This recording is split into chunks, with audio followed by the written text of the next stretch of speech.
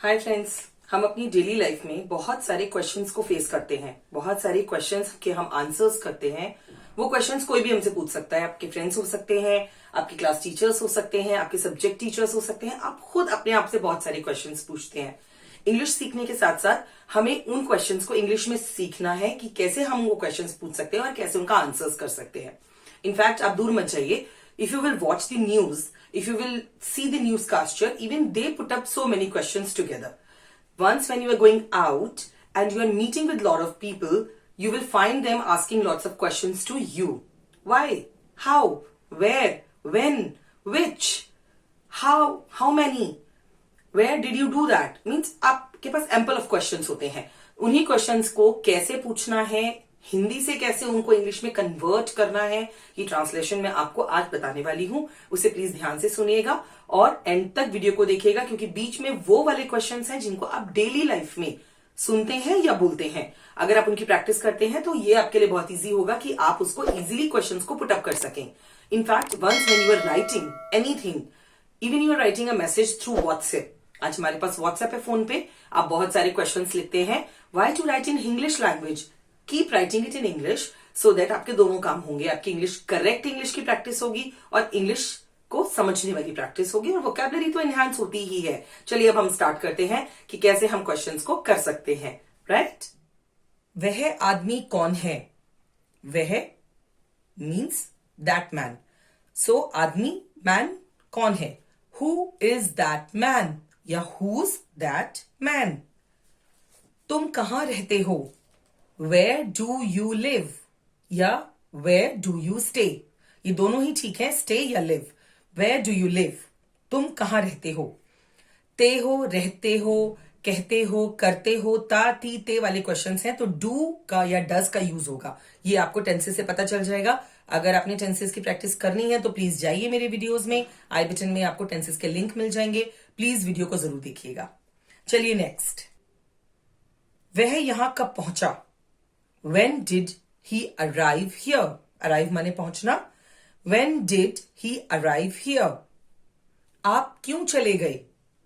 Why did you leave? चले गए का मतलब यहां पर walk away यानी कि leave, चले गए। How did you reach there? आप वहां कैसे पहुंचे? How did you reach there?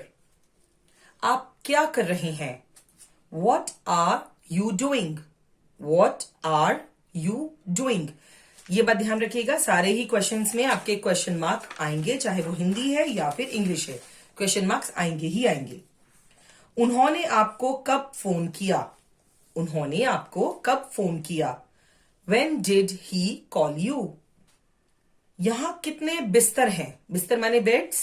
यहां कितने बिस्तर हैं? How many beds are here? आप वहां कितनी बार जाते हो?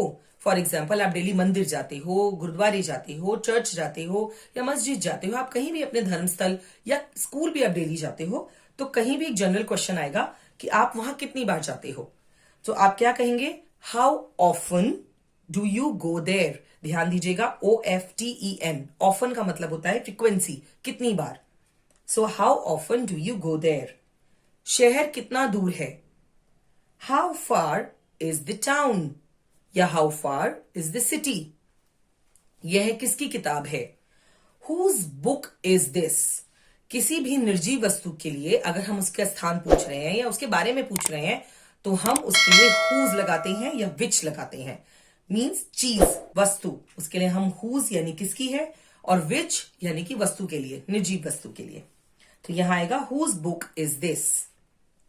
कौन सी कार अच्छी है? Which car is better? यहां पर which car is good ज्यादा सुटेबल नहीं है, which car is better? आपका भाई कितने साल का है? How old your brother is? How old your brother is? आप नाश्ते में क्या खाते हैं? What do you eat in breakfast? या What do you have in your breakfast? आपको कैसा संगीत पसंद है? ये तो बहुत ही कॉमन क्वेश्चन है, कोई भी लाइक्स और डिसलाइक्स पूछ सकता है, तो उसमें ये क्वेश्चन आता है कि आपको किस टाइप का म्यूजिक पसंद है। तो उसके लिए आप करेंगे which type of music do you like? Which type या which kind of music do you like. कक्षा में कितने विद्यार्थी हैं, बहुत कॉमन है। क्लास में मैम आती हैं, कोई न्यू मैम आती हैं तो वो भी पूछती हैं कि कक्षा में कितने बच्चे हैं या क्लास में कितने बच्चे हैं। तो इसे इंग्लिश में कैसे कहेंगे? How many students are there in this class. How many students are there in this class. आपकी तबीयत कैसी है, ये भी बहुत कॉमन क्वेश्चन है। कोई भी बीमार होता है जिसे हम जानते हैं, तो जब भी नेक्स्ट मीटिंग में वो हमसे मिलता है तो हम उसकी तबीयत के बारे में पूछते हैं। कैसे पूछेंगे? हाउ आर यू डूइंग, या फिर how is your health. How are you doing, how is your health. क्या आज बारिश होगी? Will it rain today. अगर आपको लग रहा है कि क्या आज बारिश हो सकती है या आज बारिश हो सकती है, प्रोबेबिलिटी है, तो आप क्या कहेंगे? Will it rain today. यह आपने कैसे बनाया? आपको कोई बहुत अच्छी चीज लगी और आप कोई क्रिएटिव बंदे से मिल रहे हैं, तो आप उसको पूछेंगे कि ये आपने कैसे बनाया। तो आप क्या लिखेंगे इंग्लिश में या क्या बोलेंगे? How did you make it. How did you make it. आपका दिन कैसा था? बहुत जनरल सा क्वेश्चन है। जब आप स्कूल से घर आते हैं या ऑफिस से घर आते हैं, कई बार फैमिली मेंबर्स ही आपसे क्वेश्चन पूछते हैं। So you will answer how was your day. How was your day. क्या यह भारतीय भोजन है? Is this an Indian food, या इज दिस इंडियन फूड। मेरी घड़ी कहां है? Where is my watch. क्या आपको खेलना पसंद है? Do you like playing.